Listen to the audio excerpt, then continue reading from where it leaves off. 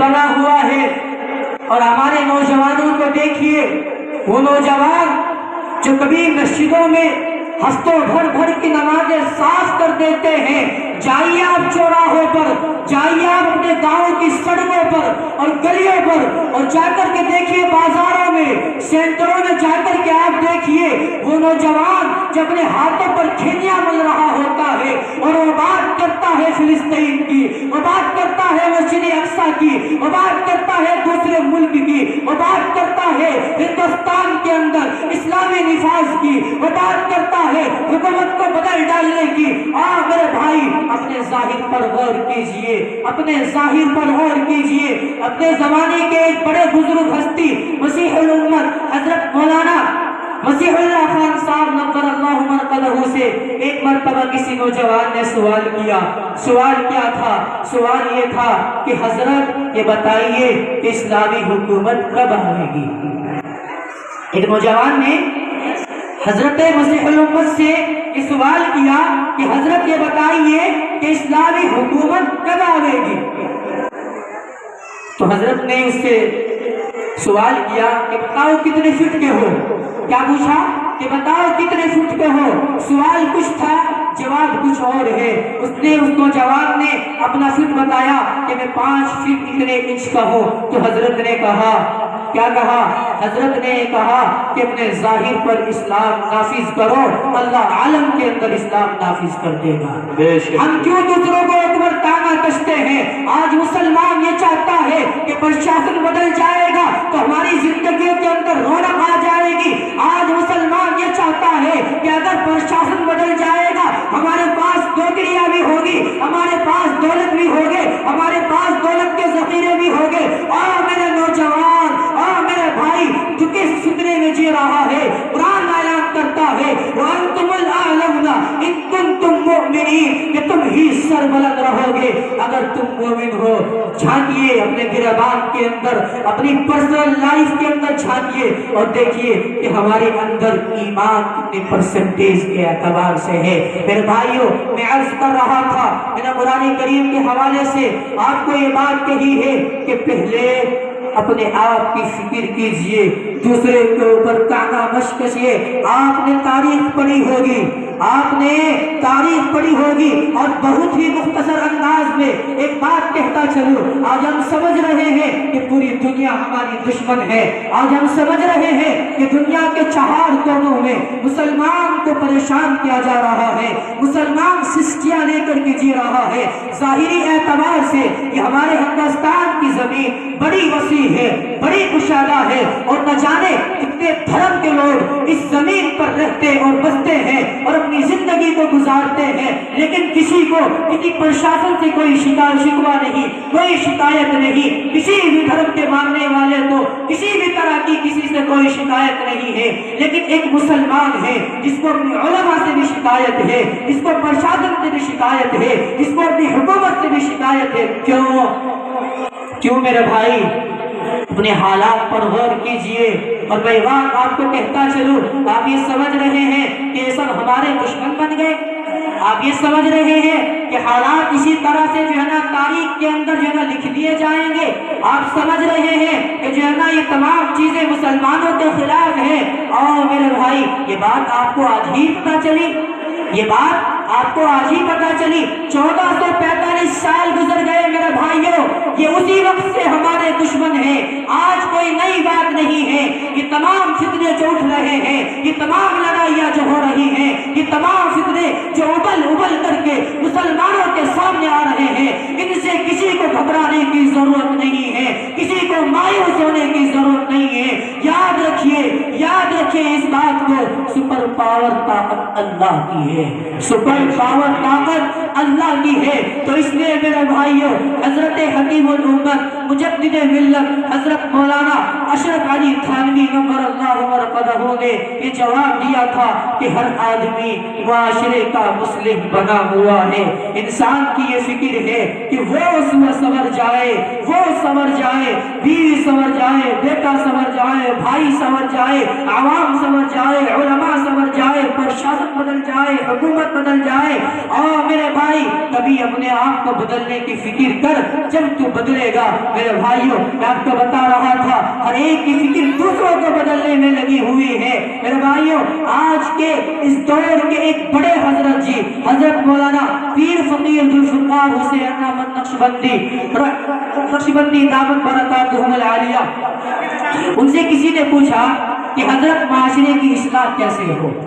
میں تمام چیزیں آپ کے سامنے اصلاح کے عنوان سے عرض کر رہا ہوں، میں تمام باتیں آپ کے سامنے معاشرے کی اصلاح کے عنوان سے جو ہے نا عرض کر رہا ہوں۔ تو حضرت مولانا پیر فقیر ذوالفقار حسین احمد نقشبندی سے کسی نوجوان نے سوال کیا کہ حضرت اسلامی معاشرہ کیسے سدھرے، اور سوال یہ کیا کہ معاشرے کی اصلاح کیسے ہو، سوال کیا کہ معاشرے کی اصلاح کیسے ہو۔ تو حضرت نے اسے جواب میں بڑا سادہ سا جملہ ارشاد فرمایا، حضرت نے کہا کہ اپنے ظاہر پر اسلام نافذ کر لے، اللہ پورے عالم کے اندر اسلام نافذ کر دے گا۔ تو میرے بھائیوں، ابھی تو ہمارا ظاہر اسلام سے خالی ہے، ہمارے چہروں پر نبی کی سنت نہیں ہے، ہمارا جو لباس ہے وہ نبی کی سنت کے خلاف ہے، ہماری جو شادیاں ہیں وہ نبی کی سنتوں کے خلاف ہے۔ آج ہمارا پورا سماج، ہمارے پورے سماج کی لائف بدل گئی ہے۔ ہم چاہتے ہیں کہ ہماری زندگیوں کے اندر احد کے واقعات آ جائے، احد کی برکتیں آ جائے، ہم چاہتے ہیں کہ ہماری زندگیوں کے اندر جنگ تبوک کی برکات آ جائے، ہم چاہتے ہیں کہ صحابہ کی وہ برکات ہماری جو ہے لائف کے اندر آ جائے، لیکن ہمارے عمل کیسے ہیں؟ ہمارے عمل صحابہ والے نہیں ہیں میرے بھائی۔ اور میں ایک بات آپ کو بتاتا چلوں، ہم چاہتے ہیں، آج کا مسلمان سمجھتا ہے کہ اللہ کی جنت بہت زیادہ سستی ہے۔ ہمارے مسلمان نے اللہ کی جنت کو اتنا زیادہ سستا سمجھ لیا ہے۔ ارے میرے بھائی، ہم چوراہوں پر بیٹھ کر کے اگر 2-4 منٹ باتیں کر لے کہ اگر یہ ہوگا تو یہ ہو جائے گا، اگر اس طرح کی محنت کی جائے تو اس طریقے سے ہو جائے گا، کیا یہ باتیں کرنے سے سماج بدل جائے گا؟ کیا یہ باتیں کرنے سے ہمارے مسلم سماج کے اندر انقلاب برپا ہو جائے گا؟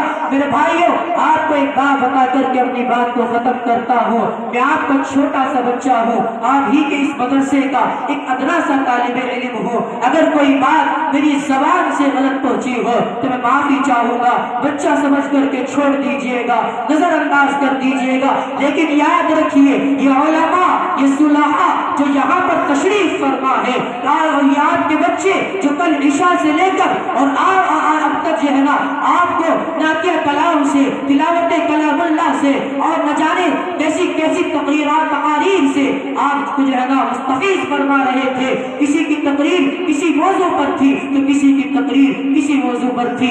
یاد رکھیے حالات بدلتے ہیں، یاد رکھیے گا میرے بھائیوں، حالات بدلتے ہیں۔ اللہ تبارک و تعالیٰ قرآن پاک کے اندر ارشاد فرماتے ہیں، لئن شکرتم لازیدنکم ولئن کفرتم ان عذابی لشدید۔ یہ بچے جو آپ کے سامنے تیار ہو رہے ہیں، ان مدرسوں کی محنت ہے، ان مدارس کی محنت ہے، اور ان مدرسوں کو چلانے والے نظامہ اور ان مدرسوں کو چلانے والے کمیٹی کی محنت ہے کہ جو یہ بچے ہیرے کی طرح، پھول کی طرح آپ کے سامنے چہک رہے ہیں، اور جو ہے نا نہ جانے کیسی کتنی اچھی آواز میں آپ کو جو ہے نا اپنی معافی ضمیر کو آپ کے سامنے کھڑا ہو کر کے ادا کر رہے ہیں۔ میرے بھائیوں، آپ نے رات بھی بیانات کو سنا، صبح سے بھی آپ جو ہے نا تقاریر، نعت، مکالمے آپ سن رہے ہیں۔ آپ ماشاءاللہ اپنے جلسے کو کامیاب بنانے کے لیے ہر طرح کی سعی اور کوشش کر رہے ہیں۔ میرے بھائیوں، یاد رکھیے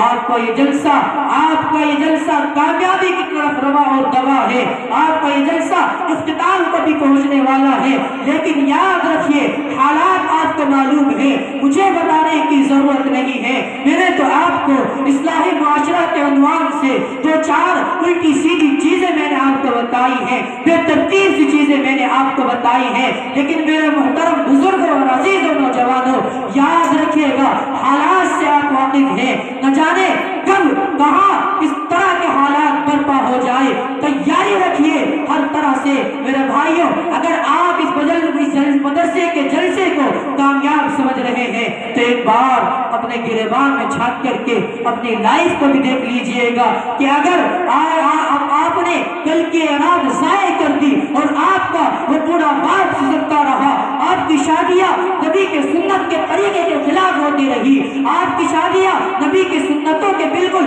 اپوزٹ ہوتی رہی، آپ لوگ مل کر کے نکاحوں کو مشکل بناتے رہے، آپ لوگ جو ہے نا اپنی بچیوں کی عمر کو دراز کرتے رہے، آپ کی بچیوں کی عمریں نکل گئی 30 سال اور 30 اور 31 سال تک پہنچ گئی، لیکن نکاح کی طرف جو ہے نا بالکل مائنڈ نہیں ہے۔ آج جو یہ حالات اس جو ہے نا اس سماج کے اندر برپا ہوئے، ایک واقعہ آپ کو بتا دوں، ساؤتھ انڈیا کا واقعہ ہے، ابھی کچھ جو ہے نا مہینوں پہلے گزرا ہے۔ ساؤتھ انڈیا کے اندر ایک واقعہ پیش آیا، ایک بچی تھی، وہ کسی کالج اور کسی یونیورسٹی کے اندر پڑھا کرتی تھی، اسے کسی غیر مسلم بچے سے عشق ہو گیا، اور اتنا عشق ہوا کہ جب اس کے چچا اور اس کے محلے والے اس کے بیچ میں جو ہے نا اختلاف ڈالنے والے بنے اور اس کو سمجھایا کہ بیٹا ایسا نہیں کیا کرتے ہیں، وہ غیر دھرم کا ہے، ہم مومن ہیں، ہم لا الہ الا اللہ والے ہیں، آپ تو فاطمہ کی ماننے والے ہیں، آپ تو عائشہ کی ماننے والی ہیں، آپ کے دل کو کیسے قبول ہو گیا کہ آپ کسی غیر مسلم سے جہنا نکاح کر لیں اور اس کے ساتھ میں چلی جائے؟ تو میرے بھائیوں، دل پر ہاتھ رکھ کر کے سنیے گا، اس بچی نے اپنے اس عاشق سے بول کر کے اپنے اس چچا کی ہتیا کرا دی، اس کی جو ہے نا موت کرا دی۔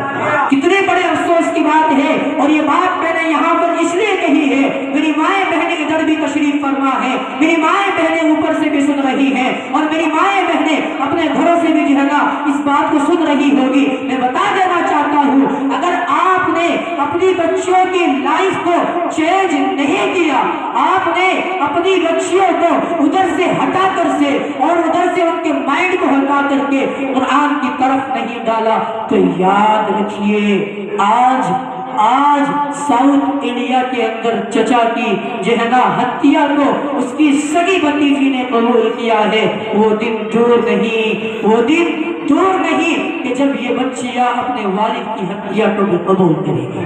اگر حالات یہی رہے، اگر آپ کی بچیاں بے پردہ پھرتی رہی، اگر آپ کی بچیاں کسی غیر محرم کے ساتھ میں اس کے ہاتھوں میں ہاتھ ڈال کر کے، اس کے گلے میں اپنے ہاتھوں کو ڈال کر کے ایسے ہی پھرتی رہی، جائیے کھلے عام کہتا ہوں، جائیے بڑوت کے اندر ہمارے اس گاؤں کی اکثر نوجوان بچیاں ایسے پھرتی ہیں، ہمارے اس گاؤں کی اکثر نوجوان بچیاں اس طریقے سے سینٹروں کی اور بازاروں کی زینت بنتی ہیں۔ کہاں چلا گیا ہمارا ضمیر؟ اور میں یہ بات برسر عام اور برسر بیکار اپنی ماں بہنوں سے کرتا ہوں، میری ماں بہنوں ذرا اپنے دل پر ہاتھ رکھیے، اپنے دل پر ہاتھ رکھیے اور ذرا دیر سوچئے کہ آپ فاطمہ رضی اللہ تعالی عنہا کی ماننے والی ہیں، آپ تو اماں عائشہ رضی اللہ تعالی عنہا کی ماننے والی ہیں، آپ تو خدیجہ الکبریٰ رضی اللہ